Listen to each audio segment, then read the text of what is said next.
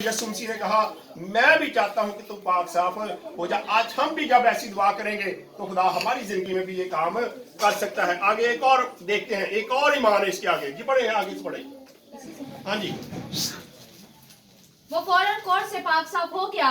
यीशु ने उससे कहा, खबरदार किसी से ना कहना, बल्कि जाकर अपने ताइन काहिन को दिखा। अब कहन के पास कोई इख्तियार नहीं था, कहन ठीक नहीं कर सकता था, लेकिन कहनों के पास ये इख्तियार था कि वो देखते थे और ये बताते थे कि इसको कोढ़ है या नहीं है।